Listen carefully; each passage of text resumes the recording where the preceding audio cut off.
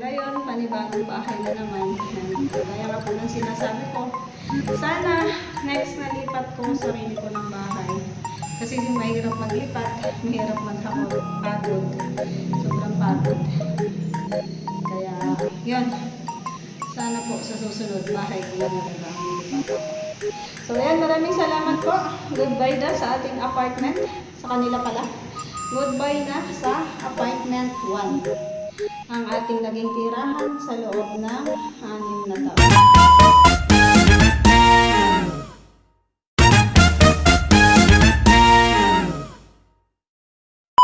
Bumalik ako dito guys sa lumpaan. Yan. Para maglinis.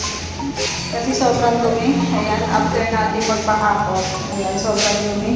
Hindi na nililisan muna natin ito guys. Para hindi naman nakakahiya sa susunod na lupa. And syempre tayo yung tumira dito. Kailangan natin linisan bago natin isurrender yung susi sa may-ari. So ayan. Mag-umpisa na tayo dito guys. Wala akong dalang map. Pero meron naman akong basahan na dala. Ulisin lang natin yan. Tapos map, basahan, punas, ayan. Sa taas guys, alam ko, ay hindi naman siya masyadong madumi. Kung may echo siya, no? Grabe yung echo dito guys. So, ayan.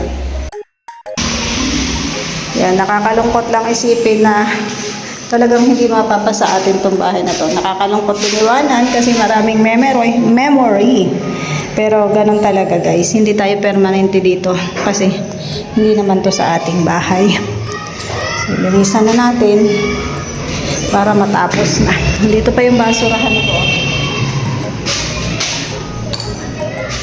Dala tayong sunrock, sabon, basahan. Kunin ko to. Brake fluid. Sa akin yan. Sa sasakyan ko yan dati guys. Magagamit natin yan sa doon sa mga kalakalawang. So, halika. Samahan nyo na ako guys maglinis dito. Yan, akit tayo dito sa taas. Grabe, ang dumi. Kaya, papalitan pa natin to guys. So, ayan. Ayan, hindi naman pala masyadong madumi dito sa taas. Kasi nalinis ko na ito karaan. Yun lang sa baba. Kasi parang napunta nung lahat ng dumi.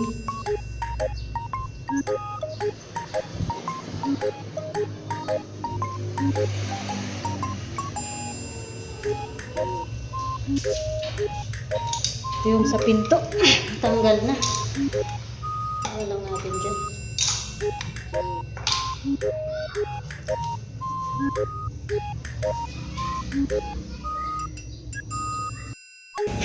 So, ayan guys. Ang dami nagchat-chat. Tapos busy tayo dito. Hindi ko pa dinala yung map ko. Mahirap pala. Dapat pala dinala ko na lang. Para mas mabilis ko.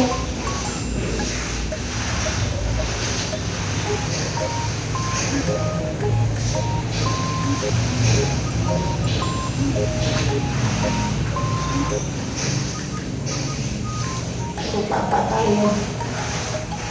Ilagyan ko ito ng sunrocks guys. So, ayan. Okay na guys. Malinis na. Akit naman tayo sa taas. Kapal lang natin doon konti. Tapos uwi na tayo. At ang dami ko pang aasikasuhin doon sa aking kabilang apartment. Dami ko pang na-arrange. Ayan, at least ito hindi natin iniwan na madumi. Diba? Malinis natin iniwanan. Binalikan ko pa para maglinis. Itong hagdan, pasadahan natin guys. Kay madumi. Pag-akit baba kanina.